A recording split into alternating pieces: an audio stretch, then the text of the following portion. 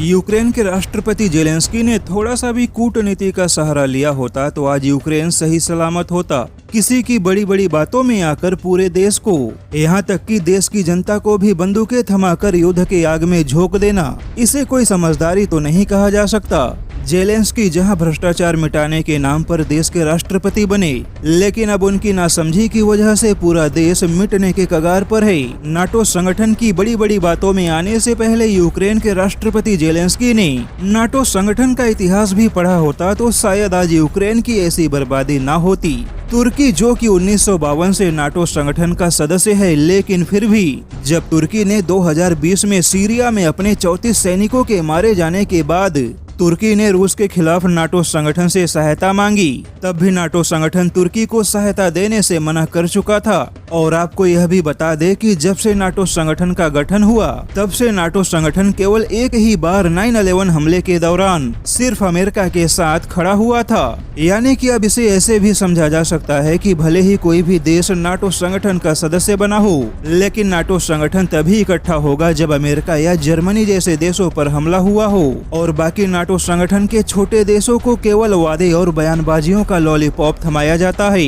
हालांकि यूक्रेन तो बर्बाद हो चुका है, लेकिन खबर यह भी आ रही है कि रूस के एक्शन से यूक्रेन से कहीं ज्यादा चीन को नुकसान हो रहा है। दरअसल यूक्रेन की वजह से पूरी दुनिया में, खास करके यूरोपीय यूनियन के देशों में, चीन अपने बीआरआई परियोजना को लेकर चिंतित है। जैसा कि बीआरआई को चीन के राष्ट्रपति शी जिनपिंग का सपना माना जाता है, लेकिन अब चीनी जानकारों को यह चिंता सता रही है कि यूरोपीय यूनियन पहले ही चीन से काफी नाराज है, लेकिन अब यूक्रेन पे रूस के हमले की वजह से अचानक से पूरी दुनिया की राजनीति में बड़ा बदलाव आया है। ऐसे में चीनी जानकारों ने चेतावनी दी है कि बीआरआई के तहत दुनिया भर में फैले चीन के कई सारी परियोजनाओं का महत्व खत्म हो सकता है, जिससे न केवल चीन के 10 सालों की मेहनत बेकार होगी, बल्कि परियोजनाओं के पीछे लगे अरबों डॉलर के डूबने की पूरी संभावना है। यानी कि युद्ध में यूक्रेन जहां खत्म हो चुका है, तो वहीं चीन को भी परियोजनाओं के पीछे लगे अपने अरबों डॉलर और कई सालों की मेहनत बर्बाद होने की चिंता सता रही है।